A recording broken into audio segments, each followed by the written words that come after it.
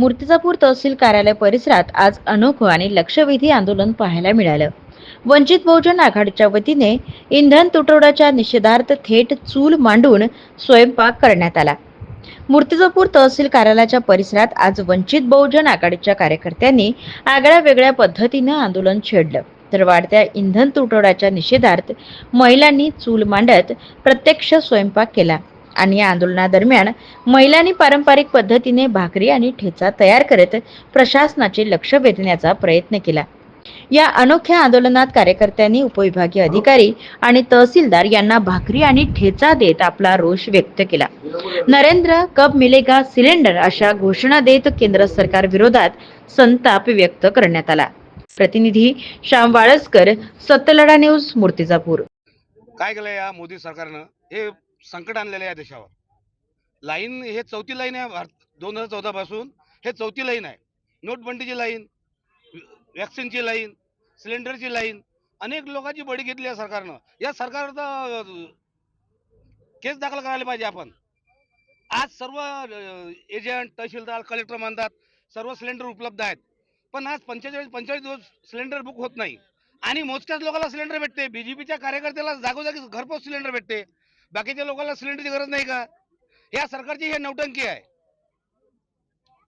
हे नौटंकी यानं दूर करावं आणि ह्या सामान्य जनतेच्या या मिठीत धरलेल्या आहे. हे अत्यंत चुकीचं आहे. आज चहाचे रेट वाढले, हॉटेलचे रेट वाढले, प्रवासी त्रस्त झालेले आहेत. 5 रुपयात 10 रुपयात झाला. याचं सर्व कारण हे मोदी सरकार आहे. नरेंद्र आणि देवेंद्रचं हे कारण आहे. माझं सरकारला बाळासाहेब आंबेडकरांनी हे सिलेंडर नरेंद्र होगा सिलेंडर हे नौटंकी यांना बंद करावं.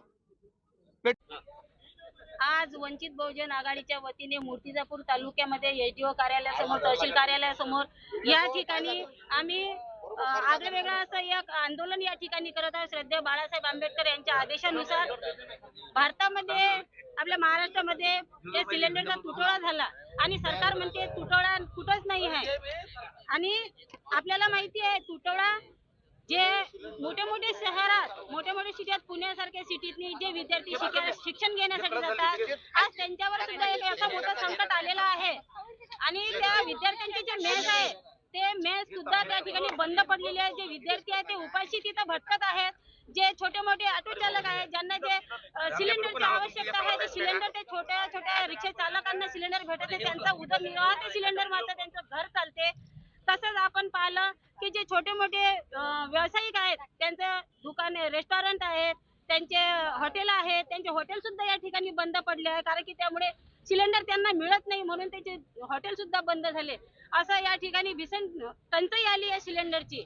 आम्ही तेच टंचाई या सरकारला जागृत करण्यासाठी की हे जे छोटे मोठे व्यावसायिक आहेत, घरगुती महिला आहेत, यांना हे सिलेंडर महिला म्हणून बाकीच्या ज्या गृहिणी आहेत त्यांच्याकडचा पुढचा तुमचा काय इशारा राहील? आमचा इशारा असा राहील की जे महिला आहेत, ह्या महिला आम्ही आता संतप्त झालेलो आहोत. कारण की या महिलांना आता गॅसची सवय पडलेली आहे आणि इंधन सुद्धा त्यांना मिळेल नाही. आणि याच्यानंतर आम्ही त्यांचं मत घेतलं. महिलांचं असं मत आहे की जर या भारत देशासाठी चांगले लोकप्रतिनिधी आपण निवडून दिले, देशाच्या हिताचे जर निवडून दिले, जसं आपण पाहिलं सध्या बाळासाहेब आंबेडकर या जनतेच्या हितासाठीच काम करत आहे, बहुजनांसाठीच सध्या बाळासाहेब आंबेडकर काम करत आहेत. सिलेंडरला जर आज आपण मतदान केलं असतं तर ही वेळ आली नसती, असं आम्ही या देशामध्ये एवढं राजकारण चालत आहे. कारण हे मनुवादी जे सरकार आहे, या सरकारने जसं एफटीम फाईलमध्ये नाव आलं त्या माध्यमातून या देशाला गहाण राखण्यासाठी मोदी करतो का काय? आणि आज एवढा मोठा सिलेंडरचा तुटवडा हे पाळत आहे. याचं अगोदर जर नियोजन केलं गेलं तर कुणाचा इथं बळी जाऊ शकला नसता.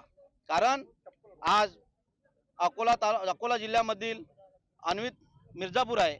अन्वी मिर्जापूर येथील माजी सरपंच शंकररावजी शिरसाट यांचा फक्त या सिलेंडर पायी एक बळी गेला, त्यांचा जीव गेला. अगर त्यांचं नियोजन व्यवस्थित लावलं गेलं असतं तर त्यांचा बळी गेला नसता, जीव वाचला असता. म्हणून वंचित बहुजन आघाडीचे माजी सरपंच होते ते. त्यानंतर अमरावती येथील एका युवकांचा बळी असा या सिलेंडरमुळे गेला.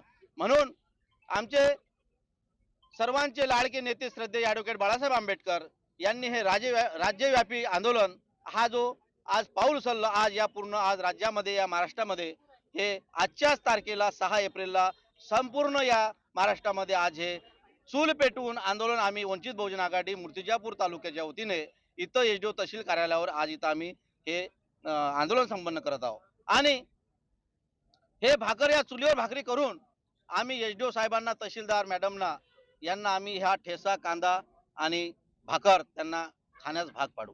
कारण ते पाऊल उचलतील, सरकारला काही निवेदन देतील की येथे आज या गॅस सिलेंडरचा तुरडा पडत आहे आणि आज ती जुनी वेळ या चुलीवर आणि हे सरपण हे जे इंधन आहे याच्यावर येत आहे. म्हणून सिलेंडरचा तुरडा पडू नये त्याकरिता ताबडतोब सरकारने याच्यावर पाऊल उचलावे असं वंचित बहुजन आघाडीच्या माध्यमातून आम्ही इथं तीव्र त्यांचा निषेध करत आहोत. जिल्ह्यातील सत्यलढाच्या महत्त्वपूर्ण घडामोडी पाहण्यासाठी आपले Satyaladha YouTube news channel subscribe करा, बेल आयकॉनला क्लिक करा आणि रहा सदैव अपडेट.